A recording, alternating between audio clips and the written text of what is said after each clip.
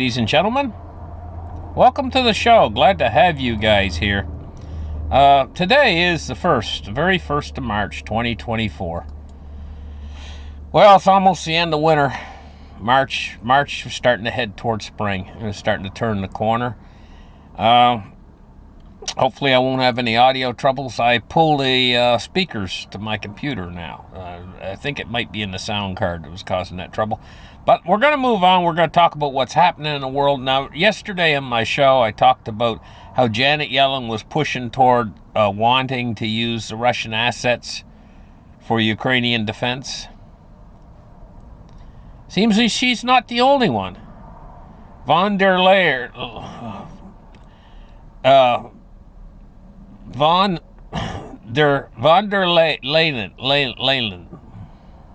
in the EU wants to use the frozen Russian assets.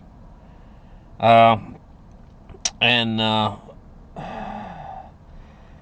says in a speech to the European Parliament on Wednesday, von der Leyen argued that using the frozen funds to support Ukraine's military would be just and effective, she says. Way to help the country defend itself. I'm going to tell you guys what. This whole thing is just... my goodness. Well, let's move on. Let's talk about Trump. Trump has 1 week to pay $83.3 million to E. Jean Carroll. So that's this lady right here in the glasses. And, you know, he's being pushed from all sides to get his fortune and take it for these legal challenges. It's coming at him from all sides. So they want 1 week to pay the $83 million.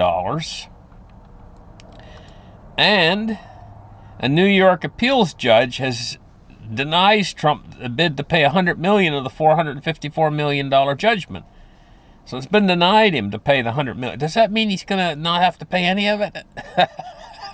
I'm just joking about that. I know they want the whole $454 million. And like now. He offered to pay $100 million. They're saying, no, we don't want that. Ain't enough. $454 million more. So you take that $454 million plus this other 83 million. It's a lot of money we're talking here. Now, Canada is looking to partner with other countries to airdrop aid into Gaza as soon as possible. Evidently, they drop it from that big military plane. You know, aid packages. I'm going to tell you what. When you drop them from a military airplane, it's traveling like 300 miles an hour. Those aid packages hit the ground with tremendous force.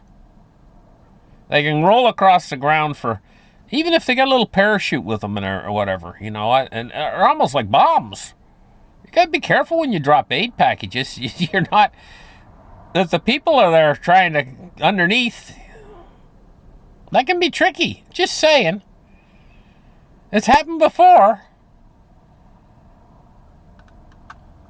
But what else is going on with this whole thing is Russia has said very clearly, Putin, and he's got his hands there showing it, expressing it very clearly, pointing it out very clearly, that sending troops to Ukraine would risk provoking a nuclear war, Putin says.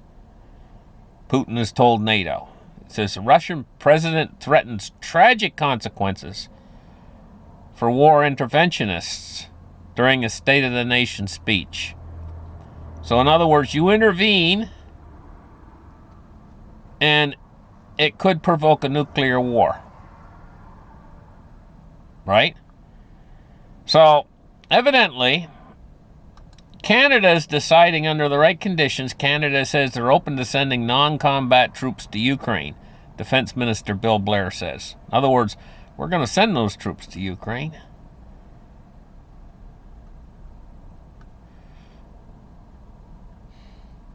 Tell you what, this situation could heat up overnight. It seems like Ukraine is kind of like a. You ever seen those cartoons or something or whatever with you got a wife there or a husband or whatever, and one guy's got a hold of his arm and one other guy's got another hold of his arm, and they're both pulling in different directions. It's like one's pulling one way, that's the way they're pulling over Ukraine. They're actually engaging right now in what I would call a pushing action.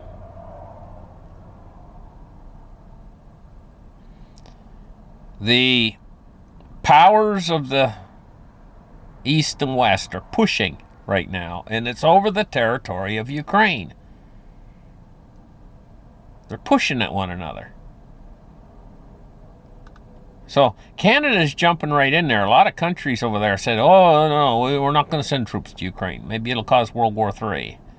And Canada's right on. They're the first ones. Now, other countries jump in now and say, well, we will send too. Now that Canada's taken the lead on this. I'm just wondering how this is going to play out. You know what I mean? That's what I'm wondering about. Okay. Now, you know, we experienced a tremendous banking crisis in 2023 with Silicon Valley Bank going down and everything else. This article says that the 2023 U.S. regional bank crisis is far from over, and I totally agree, as I've been pointing this out on my shows the last few days. The Bank Term Funding Program is going to end, and this is the only thing that's been keeping a lot of these banks afloat. Basically what the government's been doing is, these banks got a lot of garbage on their books and stuff. And the mark-to-market value, dollar for dollar, is what they've been giving them for this garbage through the Bank Term Funding Program. They're saying, okay, well, you got something there and you've taken a 60% loss on it or 40% loss on it or whatever. We'll buy it dollar for dollar. Oh, great, the bank said. That'll give us cash flow. Sure, right from the Fed. They end that program. These banks now are zombie banks. They're going to go down. The program's ending in March. We're in March. We're crying out loud. We could expect to see some fireworks start up again. Now we're in March. Because these banks are still insolvent. It was just the Bank Term Funding Program that lasts a year that was this emergency program that they put in to stem off that crisis that happened a year ago. So what are they going to do? Put their hands up in the air now and say, oh, let her collapse. Well, maybe. I don't know. Maybe that's the plan. Just let it collapse now. Maybe the timing wasn't quite right for what they want to do, whatever they want. I think what they want to do is a CBDC. That's what I think. That's what I think they're up to. And in fact, if they create a crisis large enough and powerful enough, we'll be begging them for CBDC if that's the only solution to keep all of us from starving to death. I mean, just saying, guys. Now, the silver price today, $23.02 today for silver. It's finally crested the $23 mark. It's up 40 cents on the day, which is not a bad day for silver. You know, 40-cent day, $23.02 today. And gold's doing good too today. Gold is up $34 at $20.77. Looks like it's marching up a bit higher too as we speak.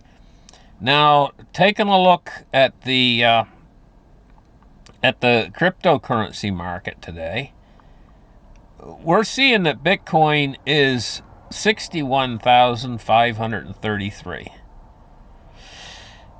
I'll tell you, when Bitcoin's on a tear, it's on a bull market, you know, and it's making these new highs. Generally, it makes a new high, and right now the new high is around 62,000. And then what it'll do is people get used to that pretty quick, you know.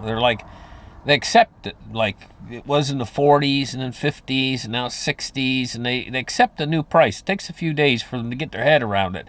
And then that price is the accepted price for Bitcoin again, as it marches up. This stabilizes in there and might drop a little bit or go up and down a little bit, but then eventually, when we're in a bull market, it'll take a new boundary up. So what would a new one be? Probably up to maybe 65 or even 68,000. That could be where we're going on our next little jot here, But it's got a lot of room. I mean, it's got a lot of room too to the downside. It could if something happens. Bitcoin it's one of those things, Its price movements and price actions is so fast. It's hard to get your head around this stuff. I mean, just a few days ago, we were in the 50s and 40s and whatever, and all of a sudden, it was just a few months ago we were down to 14 or 17,000 or something? What other market moves like that? But this is the way it's been for Bitcoin ever since its inception, 2009. And I've heard so many people saying, oh, Bitcoin's going to die, it's going to die, it's going to die. And there was a time in the past where I actually believed in that garbage. But that's back a few years ago. I bought into it. I don't buy into that anymore. I don't think it's going to die any longer. And it just seems like the software that they've used to create Bitcoin, whoever Satoshi was, Satoshi Nakamura, man, that guy was a genius. An absolute genius of geniuses to create this stuff. He created the monetary black hole. Don't even know who he is. 39,034 for the stock market today. It's up 37 points on the day, so it's back above 39,000 again. It's making this cresting peak here. And we got crude oil today, which is up $2.43. Now, that's a big jump for crude oil.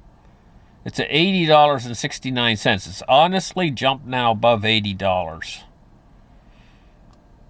This is a big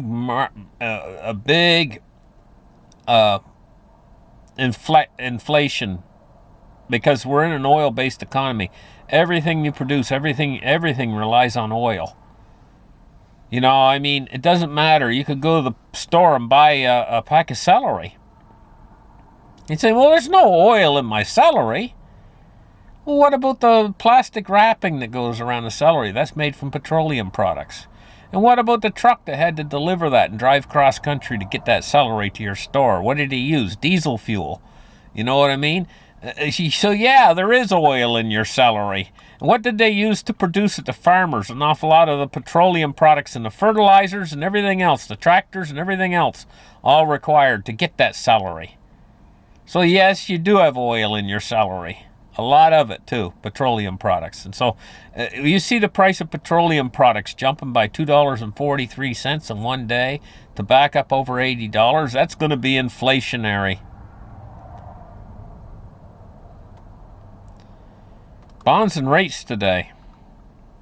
We're looking at falling yields today. The U.S. 10-year has fell to 4.2, and it's fell 4.3 basis points.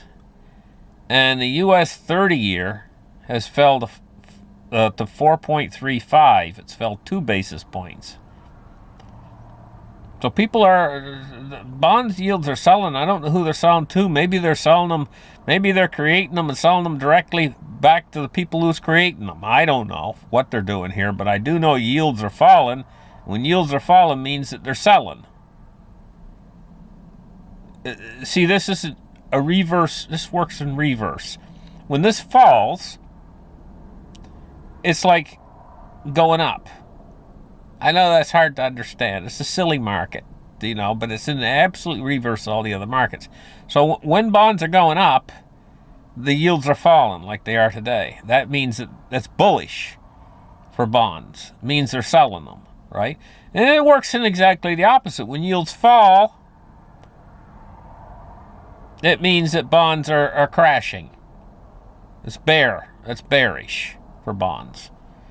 It's just the exact opposite, and it's awful hard to get your head around that, because all the other markets work the normal way. This works in reverse. Silly market. But it's the whole idea, the whole concept of these treasury bonds is silly to begin with. It's especially silly when you realize that the United States is a defunct corporation. Basically, it's $34 trillion in debt that they can never repay. So they're in the red, deep in the red. They can't even pay the interest on the outstanding loan. And yet these bonds, what they're selling you is more debt. They're basically selling you a whole big pile of IOUs that can never be repaid without destroying the purchasing power of the currency. But people are buying it. Silliest thing in the world, honest to gosh. But this is one of the biggest markets out there. This dwarfs the stock market. This is what moves everything, is the price of money. This is the price of money right here. Price of money gets too high, it strangles the economy.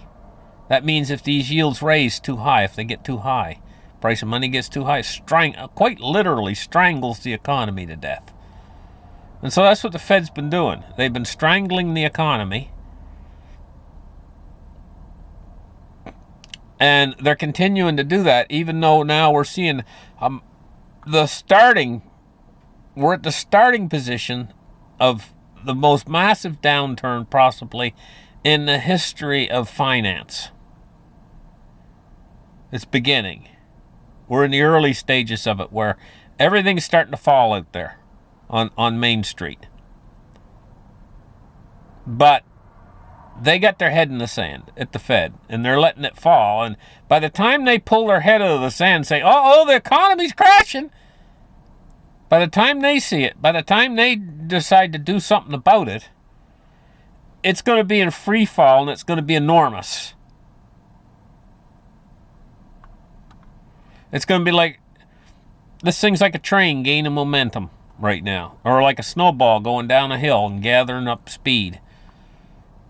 And the early stage is the time to hit it hard. But the problem is right now they already got inflation. The only way to stop this thing, get in front of it, is to create more inflation. So you see, guys, that this thing's going to run away on them. What does that mean? It means a crash, some sort of a crash. And I can't possibly tell you where this crash will manifest itself, but it could manifest itself in places like pension funds. It could manifest itself in the jobs. I mean, we could go from just massively getting out of control, where people are losing their jobs at a certain point in all this, you know. It could be in the banking system, banks collapsing left and right. It could be all of the above. A depression. But not the type of depression we experienced in the 1930s. This would be a hyperinflationary depression, where instead of prices going down, prices are going up. People are losing their jobs and can't afford to pay for stuff. This is the kind of depression that makes people lose their minds.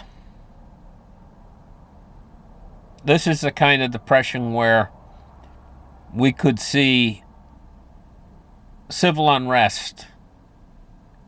And I'm putting it lightly compared to how bad it could be. This kind of a depression. And then the Fed will be not sitting on their hands anymore. They'll be proactive then. At that point. But what's that going to do to inflation? That's just going to make prices go higher.